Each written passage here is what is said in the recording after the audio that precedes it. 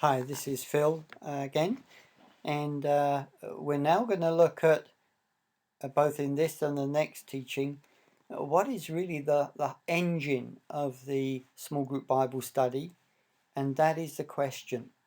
If you have good questions, it can really help the study to be meaningful and engaging. So, just to reflect on the value of questions, as a leader, they can actually help you evaluate the group. Now, the group won't know that, but as they answer your questions, it will give you an idea of their level of Bible understanding, theological understanding, background, and therefore it can help you know where to aim as you continue to work through the Bible study. It enables people to discover truth for themselves as well. And this is something that is always rich. And one of the, of course, one of the big powerful things about the School of Biblical Studies and the Bible Core Course is it's a school where people discover the scriptures for themselves. And when you do that, you're likely to remember it so much more, and it has so much more meaning, significance. They prevent the group leader from becoming an authority figure. And what I mean by that is that there's a recognition that everybody has a part to play. This is not a one-person show, but rather all are able to contribute. And of course, the group learn to think for themselves. And I guess we've covered that with point number 2. But it is important because this is something that people can take away and put to use in their own personal and private study. Now, the skill of question asking, of course, is something that grows with experience, but just a few pointers here. When you ask a question, it's really important to give people time to think about the questions. One of the temptations is to be uncomfortable with the silence that follows. It's as if you're wanting someone to respond quickly. But if the questions are good, then there's going to need to be time for thought, especially with introverts. They process internally, and what you want is to give them time. And so it can be helpful to say something like, I'm going to give 2 minutes or 3 minutes or some amount of time so you can think about this. And then that can stop you feeling awkward and your people too. Sometimes that can be a help. Let the question be answered by more than one person. If someone responds to the question very fully and very well, it can be tempting to think, well, that's answered, that's that, and move on to the next, rather than saying to the person, thank you, that's really helpful, someone else please. Let someone else contribute. And what can be a full answer, we can discover actually there's more to be said, and we want that input. Normally, we would let someone speak out. Now, it depends really how well you know the group and the kind of study you're doing, but to be able to let people respond, it brings a sense of freedom and life in the Bible study. It's a better way to go, I think. Another big one is to encourage people that when they talk about the questions, answer the questions, their thoughts on the passage, to speak to the whole group. There's been times when I've been involved in this kind of thing and the person has looked at me directly all the time as if they're answering the question just for my benefit. But what we want is people to realize they're contributing to the whole group and to speak to the whole group and not just a group leader. And one of the big ones, of course, is to never ask questions that have an answer that is simply yes or no. What we want is open-ended questions that people can't answer with a yes or no. They have to go into more detail to answer those questions. So we use open-ended questions, such as, why do you think this is true? Or how is this important? Or what does this truth mean for our lives today? Or how would you explain this to someone else? These kind of questions that require a paragraph, so to speak, rather than just a simple true or false, yes or no answer. Do not choose questions that set a limit.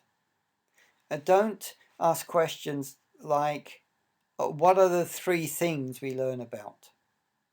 Because if you do that, then the group will be trying to think, what are the 3 things that you're thinking about?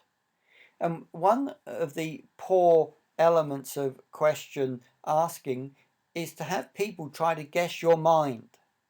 So rather than engaging with the text and the scripture through the question, they're trying to think now, what does Philip want? What is he seeing? What do I need to answer to get the right answer?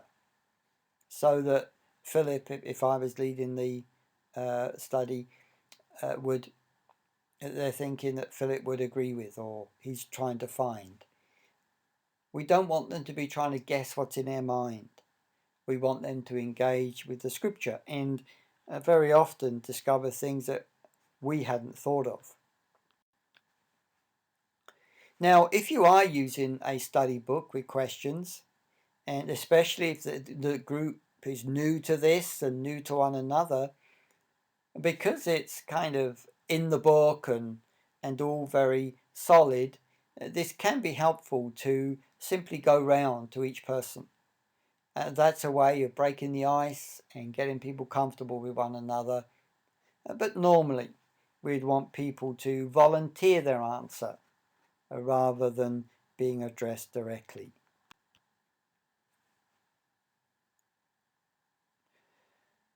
So we want to ask questions that cause people to think about the significance of the passage. And in doing that, we want to keep the questions not only questions that they need to answer with a paragraph, with a number of words, but we don't want the question to be complex. And a complex question is when there are 2 or 3 questions in one. If rather than one question with 2 or 3 questions together, we would break them up into 3 separate questions. So if the question has an and or a but in it, then it's probably 2 questions. And you need to look at that and break them up into separate questions. Now, what do you do if the person is way off beam?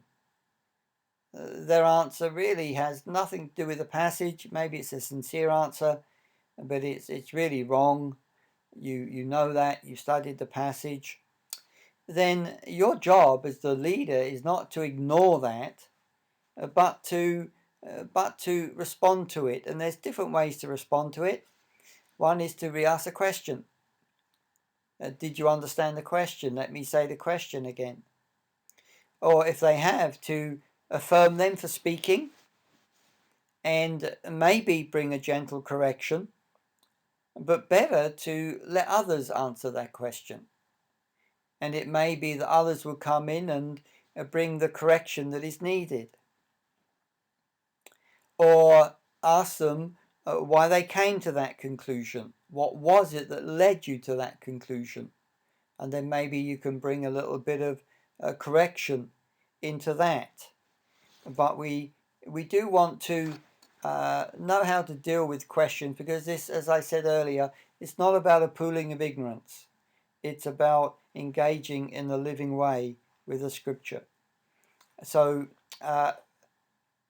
bring a gentle correction, ask someone else, or engage with them, trying to find out what led them to that conclusion.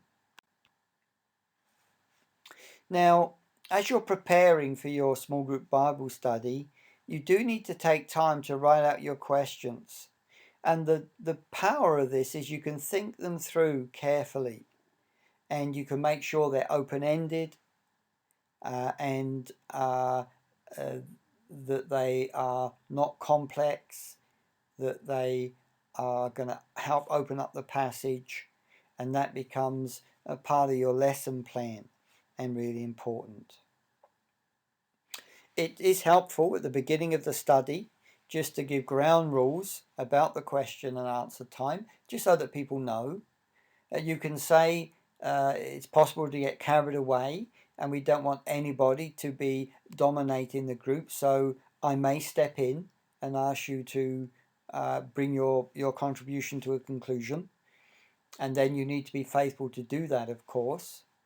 It may be that you want to say to people that this is confidential, and we want to create a sense of confidentiality here. You may say that we need to respect one another and let people finish before there's any discussion. You don't jump in and cut people off in the midst of what they're sharing. And so this kind of thing, the ground rules, so that people know how the study is going to proceed.